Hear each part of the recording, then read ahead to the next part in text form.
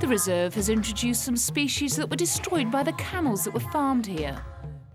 Probably the first and foremost is that it uses every single conceivable environmentally friendly system that you can find, from 100% water recycling through to solar energy wherever we can use it, right through to the fact that all the chemicals, detergents, even the guest amenities are 100% biodegradable.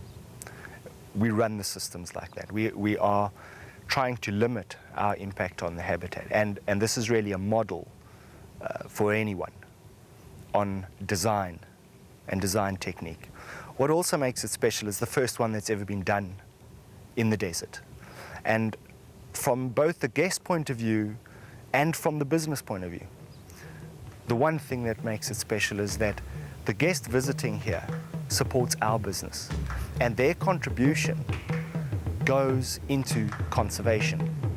Other species that have been reintroduced include the Acacia nilotica, or scented thornbush, and the so-called firebush that has natural built-in pyrotechnics. The oryx, which was released in the desert in 1999, breeds in the reserve, and their numbers have increased so much that Al-Mahar has established feeding stations for them.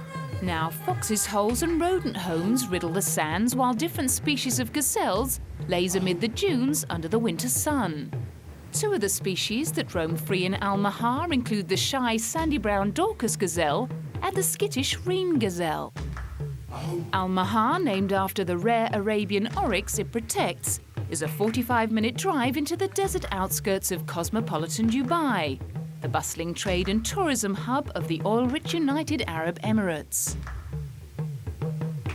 A low-voltage fence surrounds the reserve to prevent camels, animals that are not indigenous to this area, from straying in and the protected species from wandering out, ensuring that Al-Mahar's guests can enjoy a natural habitat while lolling in their own luxurious environment. And while indulging themselves in five-star luxury and the beauty of nature, guests at Al-Mahar Resort can relax in the knowledge that they are also nurturing the environment. Coming up next, the world's biggest yacht. The Vosper Thornycroft Yard in Southampton is famous for building naval ships.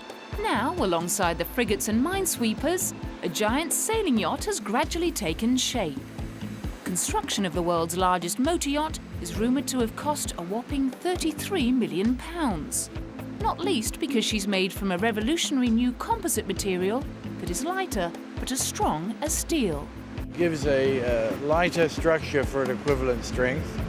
It gives a built-in acoustical and thermal advantage because you're creating a sandwich of materials rather than a thin skin like alloy or steel is.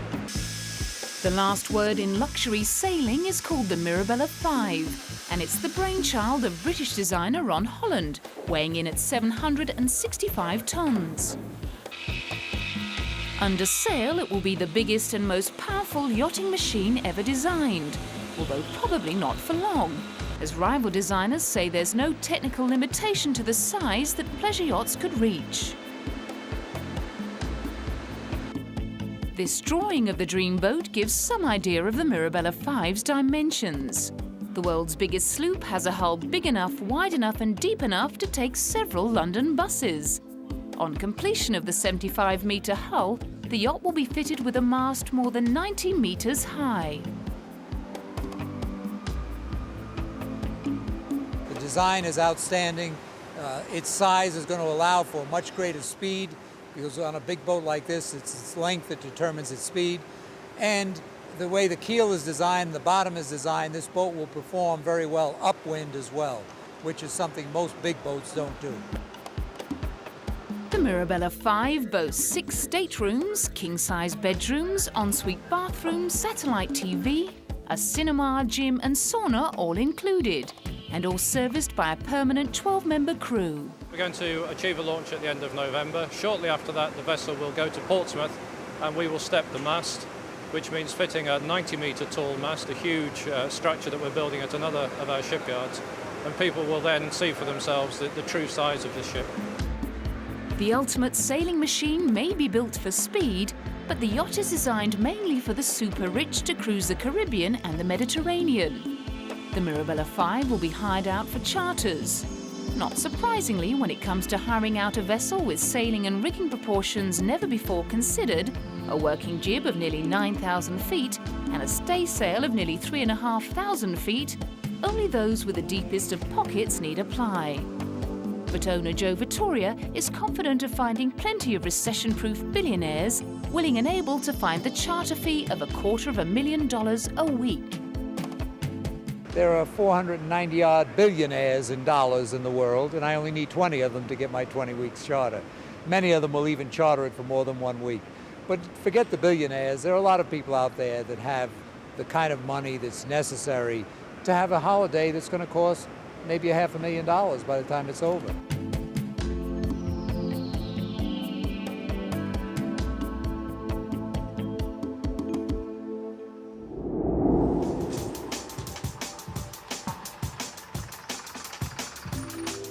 If the real thing is a little rich for your blood, how about a 2.75-metre-long replica of the Titanic, made entirely from the finest Belgian chocolate?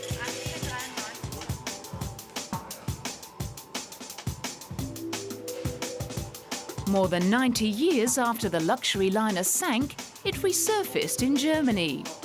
Berlin's traditional chocolate makers, Fassbender and Rausch, known for their extravagant creations, built the ship at a scale of 1 to 100.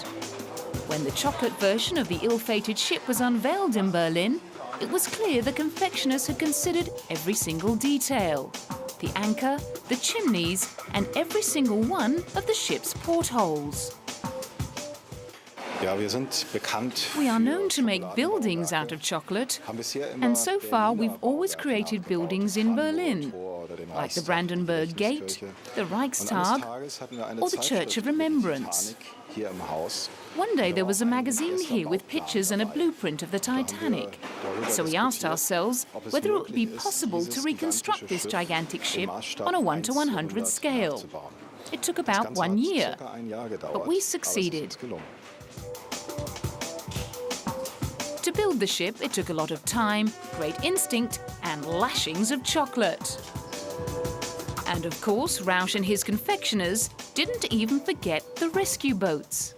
We started dealing with the ship's structure and realized that we had to make the ship's bottom 2.75 meters out of solid chocolate. We then added the top, made special molds, and filled those with chocolate.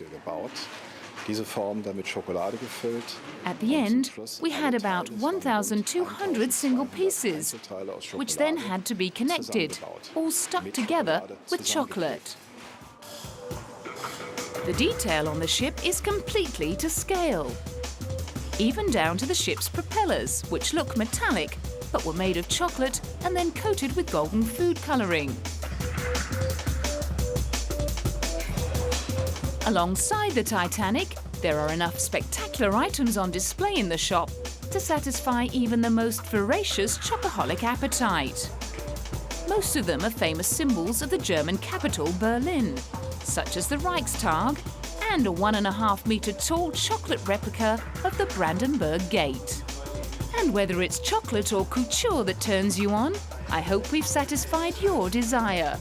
At least until next time, when we'll be pampering you on the poop deck of the Queen Mary II and catching up with the legendary Armani. Before a luxury stopover at Rodeo Drive and ending up at London's most decadent hotel.